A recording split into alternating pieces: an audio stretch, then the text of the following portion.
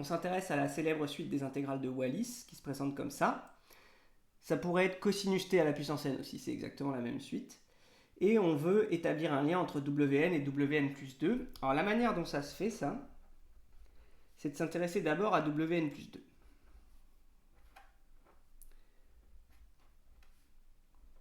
C'est-à-dire sinus t à la puissance n plus 2 qu'on intègre entre 0 et pi sur 2.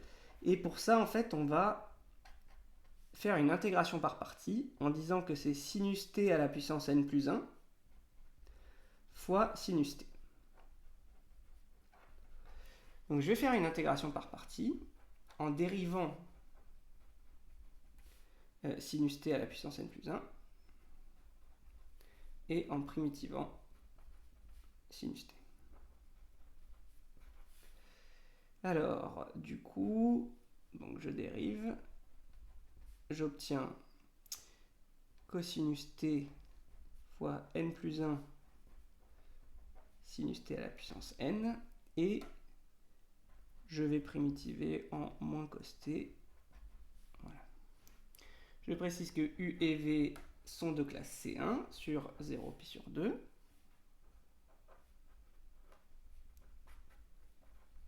Et j'intègre par partie. J'obtiens que Wn plus 2, c'est égal à quoi? Sinus t à la puissance n plus 1 fois moins cos t, et je prends le crochet de ça entre 0 et pi sur 2. Moins l'intégrale entre 0 et pi sur 2, j'ai plus beaucoup de place, de U' fois V, donc je vais avoir cos t fois moins cos t, donc ça va faire un plus en fait, n plus 1, cosinus t au carré, sinus t à la puissance n. Voilà. Là j'ai utilisé la linéarité, j'ai sorti le moins.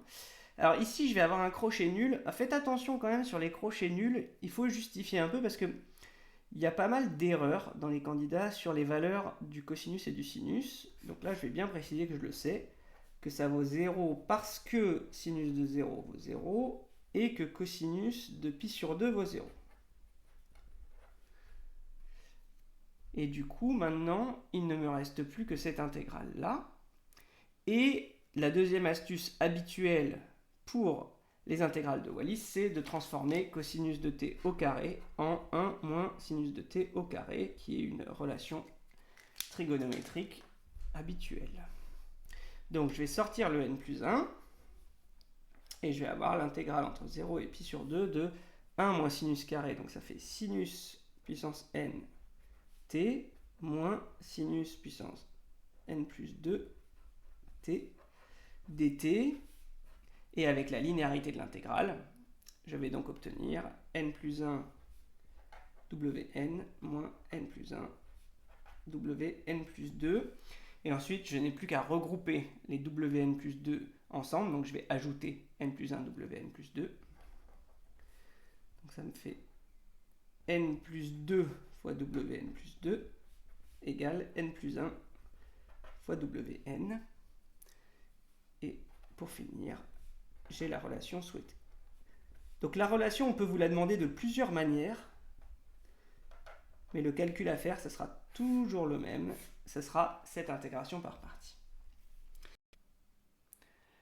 Le barème, 2 points pour l'intégration par partie correcte en ayant posé les bonnes parties, 1 point pour le crochet nul en justifiant, et 1 point pour utiliser 1 moins sinus carré t à la place de cos carré t pour terminer par linéarité. Ça ferait 4 points.